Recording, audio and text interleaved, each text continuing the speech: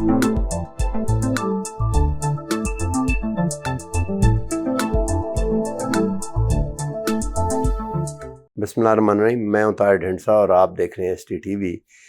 Indian ocean जो है इसका बड़ा जिक्र होता है। हमने अभी वो प्रेसिडेंट बाइडन भी जो हैं वो इंडो पैसिफिक और आगे से पैसिफिक से इधर आके फिर इंडियन ओशन का, तो इंडियन ओशन जो है बहुत बड़ा भी है और अरेबियन सी और ये सारा गल्फ शल्फ जो हम सुनते रहे, गल्फ ऑफ हार्मूज और बाकी पर्शियन, ये भी सारा इंडियन ओशन से कनेक्ट होके आगे आता है। और कहा यह जाता है कि अटलांटिक ओशन और पैसिफिक ओशन तो हैं ही हैं, बट वर्ल्ड का फ्यूचर भी किसी हद तक इंडियन ओशन से अटैच है। आज हमारे साथ मौजूद हैं director Indian ocean study centres eight नीमा, कॉमोडोर रिटायर्ड बाबर बिलाल साहब। बाबर बिलाल साहब, वेरी वार्म वेलकम। पाकिस्तान ने कोई तैयारी की हुई है इंडियन ओशन के रिसोर्सेज से पूरी तरह फ़ायदा उठाने के लिए? अस्सलाम वालेकुम, आपका बहुत बहुत शुक्रिया, आपने ज़हमत की और मुझे इस काबिल समझा कि इस सवाल जवाब में आए। इंडियन ओशन पाकिस्तान के लिए एक किस्म की लाइफ है, शायर आगे। पाकिस्तान का तकरीबन 91% ट्रेड समुंदर के रास्ते से। तो पाकिस्तान अगर आल्दो हम लैंड लॉक कंट्री, 3 साइडों पे हमारा मुल्क लैंड है, लेकिन अगर आप समझे तो हम एक आइलैंड नेशन है। तो हमारी पूरी दुनिया से जो कनेक्टिविटी है वो समुंदर के रास्ते से, हमारी डिपेंडेंस समुंदर पे है।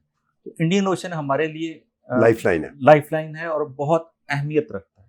अच्छा, इंडियन ओशन का अपना भी एक बहुत इंपॉर्टेंस है ग्लोबल इकोनॉमी के लिए। तकरीबन 30 to 35% ग्लोबल ऑयल गल्फ से निकलता है, जो हमारे ग्वादर के सामने से गुजर के पूरी दुनिया की इकोनॉमी को चलाता है। इसी तरह तकरीबन 1 लाख से ज़्यादा जहाज़ साल में इंडियन ओशन को क्रॉस करते हैं। और चाइना का या जो फार ईस्ट का जो इकोनॉमिक बूम है, उसकी डिपेंडेंस भी इंडियन ओशन के अंदर है। इंडियन ओशन में तकरीबन 7 के करीब चोक पॉइंट्स हैं, जिसमें से ट्रैफिक लामहला गुजरती है। और इसी वजह से अगर आप देखेंगे तो ग्लोबल पावर्स, दुनिया की जितनी ग्लोबल पावर्स हैं, उनकी प्रेजेंस इंडियन ओशन के अंदर मौजूद है। ऑल्दो वो अमेरिका हो, रशिया हो, चाइना हो, फ्रांस हो, जर्मनी हो, जो भी हैं, उन्होंने कुछ ना कुछ अपने एसेट्स या अपने अड्डे इंडियन ओशन के अंदर रखे हुए हैं। इसी तरह हमारा हमसाया मुल्क इंडिया, वो भी इंडियन ओशन के अंदर प्रॉपर इंग्रेस कर रहा है। जहाँ जहाँ उसके पास जगह मिल सकती है, उसने अपने को लिस्निंग पोस्ट या उसने अपने को फ्यूचर बेसिस प्लान कर रहा है। तो इंडियन ओशन की ऑक्यूपेंसी, या किसी एडमिरल महान ने बहुत अर्सा पहले कहा था कि इंडियन ओशन की जो कमांड एंड कंट्रोल है, जिसके पास होगी वो 21वीं सेंचुरी में दुनिया को रूल करेगा। तो इसी वजह से हमारी जो आज की जो स्ट्रेटेजिक स्ट्रगल, या जिसे हम कहते हैं आपस में जो इंटर स्टेट राइवलरी है, वो इंडियन ओशन के अंदर ज़्यादा नज़र आती है। जो अभी आपने पैसिफिक का इशू किया, इंडो पैसिफिक पॉलिसी का इशू किया, basically it is the control of the Indian ocean, जिसके ऊपर अभी सारी बहस चल रही है। हम तैयार हैं इसके लिए एज ए कंट्री? पाकिस्तान के देखें, पाकिस्तान एक मिडल पावर है इंडियन ओशन के अंदर। यहाँ एक कुछ ग्लोबल पावर्स हैं और उसके बाद एक ग्रुप ऑफ कंट्रीज हैं जो मिडल पावर्स में आता है।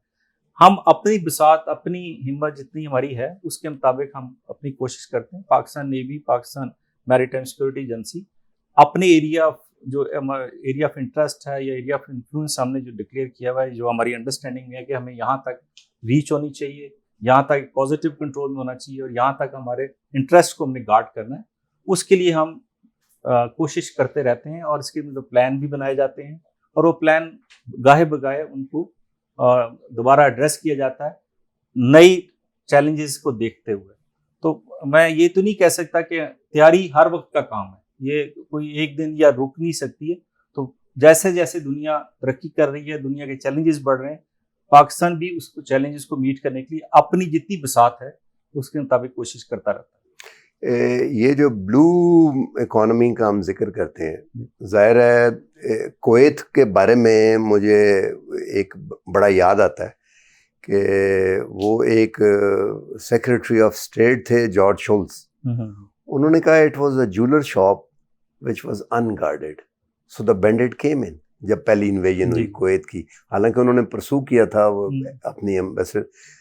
तो अगर हम इतनी इकोनॉमी बढ़ाएंगे, یا بلو اکانومی کو دیکھتے ہیں تو ظاہر ہے اس کو انڈین اوشن کی جو سی ویز ہیں اور راستے ہیں اور سارا ان کو گارڈ کرنے کے لیے موٹر وے پہ پولیس ہوتی. ہماری نیوی اس قابل ہے؟ دیکھیں اگر آپ تھوڑا اور پیچھے چلے جائیں سے امریکن نیوی کی کریشن پہ چلے جائیں تو وہ کہتے ہیں کہ navy were created to protect trade. جو آپ کی اکانومی بڑھتی ہے نیوی کا سائز اس کے کمپیٹیبلٹی بڑھنا چاہیے, کیونکہ اگر آپ نے انگائیڈڈ چھوڑ دیا میری ٹائم ٹریڈ کو چھوڑ دیا پھر تو آپ کو دشمن ممالک یا جن کے اچھے عزائم نہیں ہیں وہ آپ کو ہرٹ کریں گے. چائنا کی ڈیولپمنٹ, چائنا پچھلے 7-8 سال سے فوکسڈ ہے میری ٹائم نیوی کے سیکٹر کو بڑھانے. اب انہوں نے 2-3 ایئرکرافٹ کیریئر بنا دیے. اسی واسطے کہ ان کو پتہ ہے کہ ان کا جو میری ٹائم کنیکشن ہے یا میری ٹائم ٹریڈ ہے اس پہ وہ ڈپینڈنٹ ہے, اس کو انہوں نے گارڈ کرنا ہے تو اپنی نیوی کو بڑھا رہے ہیں. تو ہمیں بھی اپنی نیوی, اپنی میری ٹائم سیکورٹی ایجنسی اس کو اسی تناسب سے بڑھانا پڑے گا, ادروائز ہماری جو میری ٹائم ٹریڈ ہوگی وہ ہرٹ ہوگی. مطلب اگر آپ کے پاس اپنے ریسورسز نہیں ہیں, اپنے سی لائنز آف کمیونیکیشن, لیٹ سے ہمارا کوئلہ جو ہے وہ انڈونیشیا سے آتا ہے, ایڈیبل آئل ہمارے انڈونیشیا سے آتا ہے, کوئی ساؤتھ افریقہ سے آتا ہے, کچھ ہمارے جو ایکسپورٹس ہیں وہ یورپ جاتی ہیں سویز کے تھرو, پھر ہمارا جاپان بڑا بگ ٹریڈنگ پارٹنر ہے, چائنا ہمارا ٹریڈنگ پارٹنر ہے جس کے لیے رستہ ملاکا اسٹیٹ اور انڈیا کے ساتھ گھوم کے سلاکس آتی ہیں. تو ہمارے لیے یہ بڑے امپورٹنٹ روٹس ہیں. اگر ہماری نیوی اس چیز کو گارڈ نہیں کر سکے گی تو آنے والے ٹائم میں ہمارے لیے اور مشکل ہو جائے گی. کیا آپ کو پتہ ہے کہ ایران اور عراق کے اوپر جو بچوں کی اسکول کی پینسل ہے اس کے اوپر بھی پابندی لگائی گئی تھی کہ جی کہ اس میں لیڈ ہوتا ہے, لیڈ جو ہے نیوکلیئر کے اندر استعمال ہوتا ہے. تو جو فورسز تھیں ان کے مخالفت میں تو انہوں نے اس چیز کے اوپر بھی باہر جہاز کھڑے کر کے راستہ بند کر دیا. تو نیوی اور ایم ایس سے جو ہے ان کا ایک کام وار میں تو ہے ہی ہے, لیکن پیس ٹائم میں ان کا کام پرابلی میرے حساب سے ڈبل ہو جاتا ہے کہ انہوں نے پیس ٹائم میں اپنی سلاکس کو کھلا رکھنا ہے, دشمن کو اندر آنے نہیں دینا. اور جو کنونشنل تھریٹس ہوتے تھے پرانے زمانے میں, پائریسی ہے, انلیگل ڈمپنگ ہے, illegal dumping of nuclear waste یا illegal transfer of men, narcotics, اسلحہ کی, اور اس طرح کے چیلنجز ہیں جو آتے رہتے ہیں جو کہ پیس ٹائم چیلنجز ہیں. تو یہ پاکستان نیوی اور ایم ایس اے کا مشترکہ کام ہے جو ہم سمندر میں کرتے ہیں, اور یہ ابھی تک تو الحمدللہ جتنی ہماری ریکوائرمنٹ ہے پوری ہو رہی ہے, لیکن چیلنجز بہت تیزی سے بڑھ رہے ہیں. اور جو آپ کی اکانومی بہتر ہوگی, آپ کا ٹریڈ بہتر ہوگا, تو آپ کو اس سیکٹر کو بھی امپرومنٹ دینی پڑے گی. یہ جو مرچنٹ نیوی کا ہم سنتے تھے پہلے کہ ہمارے شپ تو کوئی یہاں پہ اتنی زیادہ ہے نہیں ہمارے پاس. دیکھیں یہ بڑا آپ نے دکھتی رہ گیا ہمارے میری ٹائم اکانومی سیکٹر کی. ہمارا جو تقریباً 100 ملین ٹن کا ہمارا سال کا کارگو ہے جو ہم اس کو ہینڈل کر رہے ہیں, اس میں سے تقریباً 9 سے 10% پاکستانی شپس ہینڈل کرتے ہیں. 2002 کی جو میری ٹائم پالیسی ہے اس میں ہم نے کہا تھا کہ جی مرچنٹ شپ ایڈ کریں گے, یا پھر شپنگ پالیسی بھی ایک بنائی تھی 2002 میں, وہ 20 سال کے لیے بنائی تھی. پھر گورنمنٹ نے ابھی پچھلے سال گورنمنٹ نے اس کو 10 سال کے اور ایکسٹینڈ کر دیا, لیکن کوئی بھی شپ پرائیویٹ سیکٹر میں ہمارے پاس نہیں آیا. اس وقت ہماری ٹوٹل لفٹ کیپیسٹی 9.5-10% کے درمیان میں, اور یہ ہے کرنٹ ایئر آف کارگو کی, جس میں کووڈ ایریا بھی تھا, کووڈ بھی تھا, ہماری اکانومی بھی تھی اچھی نہیں ہے. جو ہماری فیکٹریاں چلیں گی, ایکسپورٹ امپورٹ بڑھے گی, تو اس کا مطلب ہے ہمارا, کیونکہ نمبر آف جہاز اگر نہیں بڑھیں گے تو یہ جو شیئر ہے ہمارا کارگو مرچنٹ شپس کے اوپر پاکستانی فلیگ کا, یہ شرنک ہوتا جائے گا. تو ابھی جبکہ دنیا جو سٹینڈرڈ ہے وہ کہتی ہے 40% منیمم آپ کے اپنے جہاز ہونے چاہیے.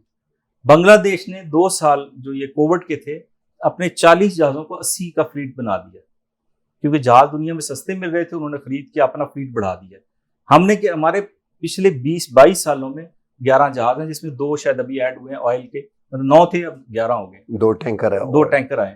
تو یہ بہت بڑی ویکنس ہے. اچھا, یہ پرائیویٹ سیکٹر میں جو آئے ہیں, یہ پی این ایس سی میں کارپوریشن میں گورنمنٹ کا سیکٹر. تو پرائیویٹ سیکٹر کوئی شپنگ لائن نہیں ہے جو یہ پرائیویٹ سیکٹر کی شپنگ لائن, وہ بھٹو صاحب کے زمانے میں جب نیشنلائزیشن ہوئی اس کے بعد سے کوئی پرائیویٹ سیکٹر کو انسینٹیو گورنمنٹ دے نہیں پائی, اور جب دے بھی پاتی ہے, انسینٹیو دکھاتی بھی ہے, تو اس کی کنٹینیوٹی نہیں ہوتی. اور پرائیویٹ سیکٹر ڈپینڈنٹ, وہ جیسے کہتے ہیں اعتبار نہیں کرتا کہ یہ گورنمنٹ آج جو پالیسی بنائی ہے یہ کل تک چلائے گی کہ نہیں چلائے گی, یا ایک گورنمنٹ آتی ہے وہ 2-3 سال 4 سال رہتی ہے, تو اگلی گورنمنٹ آئے گی تو پالیسی بدل دے گی. تو پرائیویٹ سیکٹر دنیا میں ایسے ایسے ملک بھی ہیں جہاں 10-10 ہزار شپ رجسٹرڈ ہیں، لیکن ہمارے یہاں جسٹ 11,000 رجسٹرڈ ہیں. اور اس کا امپیکٹ آئے گا خدا نخواستہ جب وار ٹائم آتا ہے، اس وقت انشورنس چارجز بڑھ جاتے ہیں، وار رسک چارج لگ جاتا ہے آپ کی اکانومی پہ. آپ کے اپنے جہازوں کے اوپر تو آپ مینج کر سکتے ہیں، لیکن آپ کے جہاز ہی ٹوٹل 9-10% پک کریں گے تو باقی 90% شارٹیجز ہونا شروع ہو اور جاتی. جو ابھی آج کل ہم $1 بلین کے لیے IMF کے پیچھے پھر رہے ہیں. پاکستان نے پرابلی پچھلے 1 سال میں جو کارگو کا جو کرایہ دیا فورن شپنگ کو وہ 6 سے 7 بلین ڈالر ہے. تو اگر ہمارے اپنے جہاز ہوں گے تو ہم اپنا کرایہ اپنے جہاز کو دیں گے، تو ایک پاکٹ سے پیسہ نکالیں گے دوسری جیب میں ڈالیں گے، تو اس سے جو ہمیں فائدہ ملتا ہم وہ فائدہ کسی اور کو دے رہے ہیں. تو ہم اگر اپنے صرف جہازوں کی تعداد بڑھا لیں تو ہم یہ پریشیس فورن ایکسچینج جو 6 سے 7 بلین ڈالر ہے ہم بچا سکتے ہیں. کتنے میں ایک جہاز آتا ہے؟ جہاز تو سائز کے مطابق ہیں اس کو ویٹ کرنا، لیکن فیو ملین ڈالر سے لے کے 30, 40, 60 ملین ڈالر، اس سے بڑی مدی نہیں ہے کچھ بھی نہیں انویسٹمنٹ. ہے. مطلب 1 بلین ڈالر میں 8, 10, 15 شپ جی آ سکتے ہیں. اچھا، اور ہم 7 بلین دے رہے سے ہم دے رہے ہیں. اور یہ ابھی یہ جو فگر ہے، کیونکہ ابھی جو ہماری جو ایسٹیمیٹس تھے 2018 میں ہم 3-3.25 بلین ڈالر دے رہے تھے. ابھی کووڈ کے بعد جو پرائسز ہیں، جو کرائے بڑھے ہیں کنٹینر کے، اگر وہاں پہلے ہم $1,000 دے رہے تھے، اب $10,000 وہی روٹ پہ وہی کنٹینر $10,000 میں جا رہا ہے. تو اب یہ سمجھ لیں کہ 3 اگر ادھر تھا تو یہ ہمارا ایک ایسٹیمیٹ ہے. ابھی ہم نیما از ورکنگ آن اٹ اور ہم انشاءاللہ ایگزیکٹ فگر پہ آ جائیں گے 3-4 مہینے میں کہ یہ اس سال ہم نے کتنے پیسے. آخری کوئی ایک بات بتائیں کہ واٹ ڈو یو تھنک کہ جو امیڈیٹلی کرنی چاہیے؟ دیکھیں ہماری جو ان سب کا جو ایشو ہے وہ ہے نیشنل میری ٹائم پالیسی. وہ 2020 سے ایک ڈرافٹ اس کا پینڈنگ پڑا ہوا ہے گورنمنٹ آف پاکستان کے پاس. جب تک وہ پالیسی ڈکلیئر نہیں ہوگی، اس policy that is a mother policy, اس کے بعد اس کی بیس پہ شپنگ پالیسیز بنیں گی، اس کے اوپر شپنگ ایکٹ بنے گا، اس کا امینڈ ہوگا، فشری پالیسی بنے گی، شپ بریکنگ پالیسی بنے گی. جب تک آپ کا ڈاکومنٹس ٹھیک نہیں ہوں گے، پالیسیز ٹھیک نہیں ہوں گی، اس کے اندر انسینٹیوز ٹھیک نہیں ہوں گے، اس کے اندر گول سیٹ نہیں کریں گے، آپ کا کوئی بھی سیکٹر گرو نہیں کر سکتا. تو اور دوسرا ہمارا جو ایشو ہے ڈیٹا، ہمارا data is not very authentic.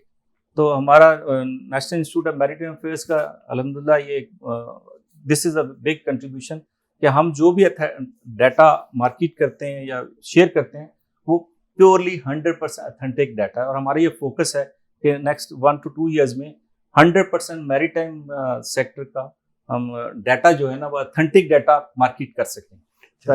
Pakistan کی گورنمنٹ کو پالیسی بناتے ہوئے اس ڈیٹا کی بیس کے اوپر وہ پالیسی بنائے. بالکل، بہت بہت شکریہ جی. یہ آپ نے سنا کہ سمندر سے کس طرح مفادات ہمارے وابستہ ہیں اور کس طرح لاسز ہوتے ہیں.